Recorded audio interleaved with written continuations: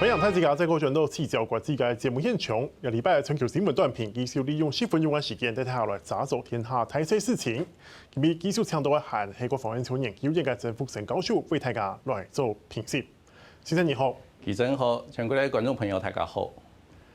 一禮拜嘅頭一條新聞，帶大家來關心嘅係瑞典嘅研究機構呢嘅調查報告顯示講啊，2023年嘅全球經費呢係2.4兆美金，連續9年成長，咪創落嚟歷史新高哦。先前有人看到到底係呢個全球嘅軍備競賽，還係講咧未來衝突機會可能升高咯？但知道咧未來衝突嘅機會啊，會越來越高，因為呢瑞典嘅研究機構啊，係全世界最客觀、最專業嘅一個研究機構。佢喺1966年成立咧，同時呢，佢經費係瑞典嘅國費啊，每年編列預算來做呢啲事情。同時呢，佢當年會出版一隻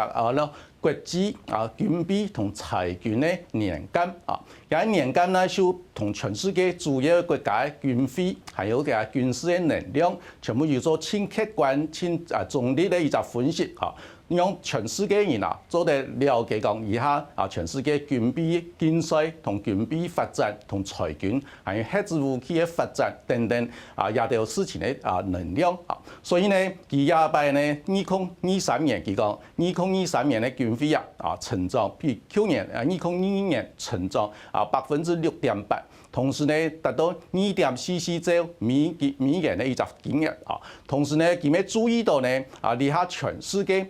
5個主要地區，包括歐洲、中東、亞洲、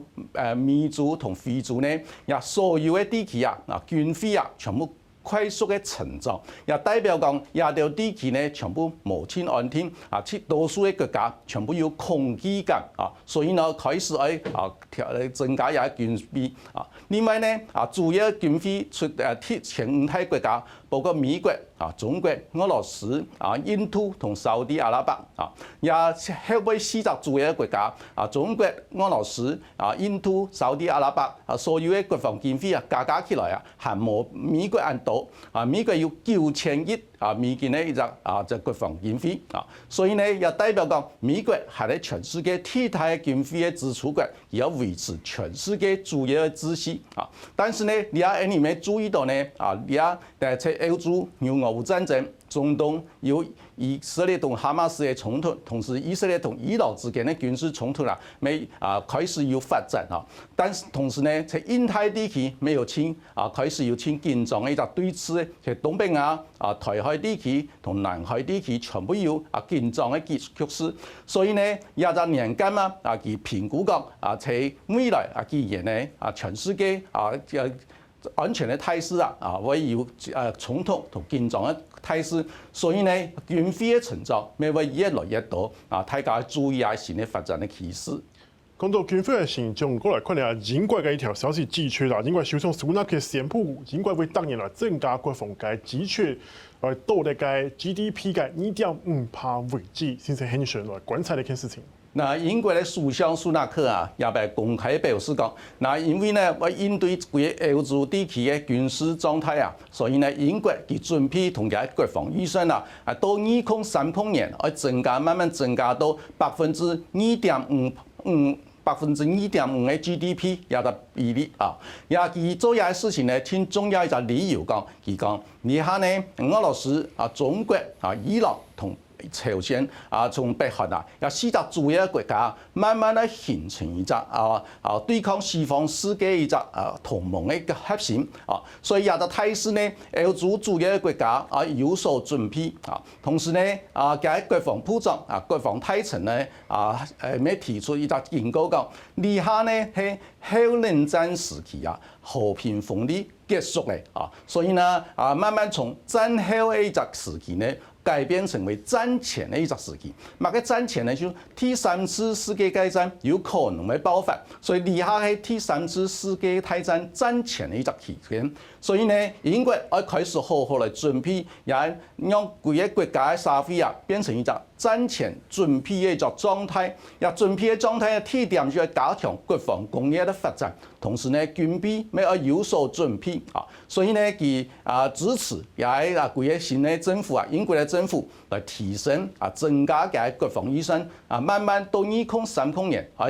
到 GDP 嘅2.5%，同時呢英國要開始去準備，如果講今年嘅11月美國係要川普總統來當選美國的新的總統重返白宮的話，那川普總統呢，其實有可能要求歐洲主要國家要提升佢國防經費同分擔佢個國際安全的成本，所以呢，英國咧有所準備，但是呢，最重要一點講，英國你下面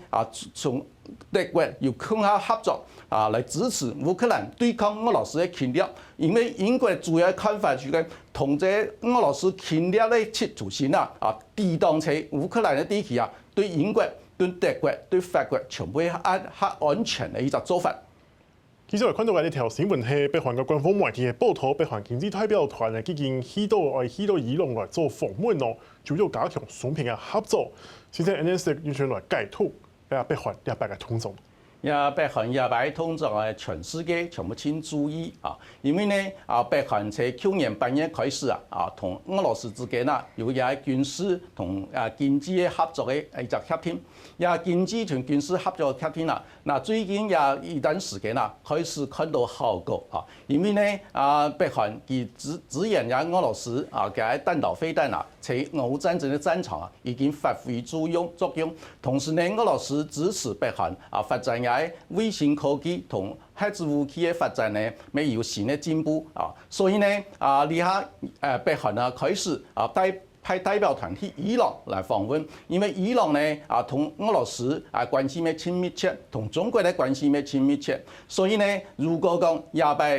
北韓訪問伊朗嘅代表團，要達成一新嘅合作嘅協議。包括軍事嘅合作、同經貿合作、同能源嘅合作協議也會達成講，讓俄羅斯、中國、伊朗北韓也4個國家聯盟來對抗西方世界一個新嘅聯盟關係會更加具體化所以呢，要全世界全部請關心。你咪注意到呢，你下北韓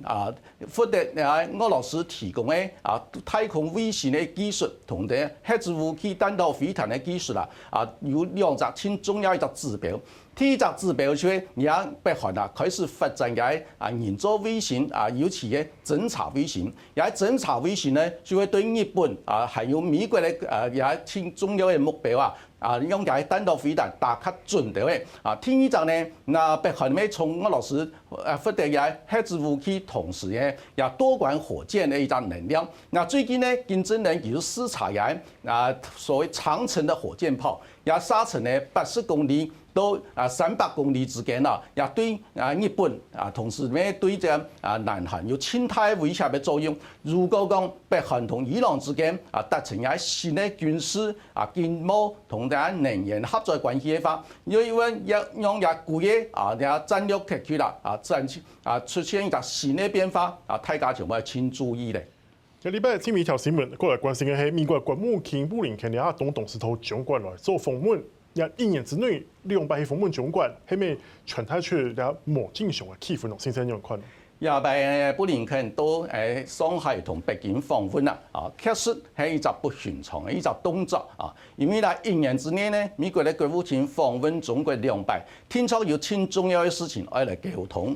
那當然呢，布林肯出發之前那中國方面佢就提出也5個原則表示講美國同中國之間嘅對話美國做唔得來撻中國設定呢5個紅線5個紅線呢大家較清楚冇做重複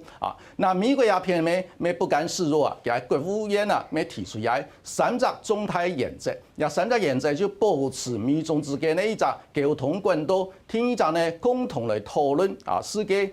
區域安全中台議題，第3個呢美國要求中國同美國傾下嚟共同分擔泰國的一個責任，所以呢要來着管理嘅衝突啊。不過咧，你咪注意到呢，那布林肯也喺訪問北京之前透過咧《華爾街日報》呢，有公布講，如果講中國鴉片呢要支持俄羅斯來軍事同其他方面支持俄羅斯來對付烏克蘭戰爭的話呢，那美國有可能會對中國也到企業同銀行做也金融的制裁，不准也到銀行那用美金來交易也對幾個美中關係，還有中國大陸嘅銀行的運作會造成潛在影響。也表示講，布林肯還冇去北京訪問之前就根本中國一個下馬威所以呢，你注意到雖然講美中之間有千多重要議題要談，但是也係最重要議題有兩隻。第一隻呢，就係布林肯會要求中國鴉片呢做唔得提供俄羅斯軍事同經濟也種援助嚟讓俄羅斯繼續嚟對烏克蘭同歐洲嚟做傾掂嘅動作。第二隻呢，美國希望講中國鴉片對台海議題要保持克制，同時呢希望繼續嚟維持和平穩定的兩岸關係同台海地區的和平穩定，因為呢也係一全球性的一個重大議題，所以布林肯知道亞伯爾去北京溝通，兩點就係政見的重點。好啦，先生，今日帶人回顧了主要嘅新聞，做下同你嘅國際嘅安全時刻有關係嘅消息咯。而且看一下，大家繼續過來關心嘅係美國通過咧差唔多3兆台幣嘅演出案，主要係針對烏克蘭、以色列亂做演出，有帶來呢個影響咯。大家繼續來關心。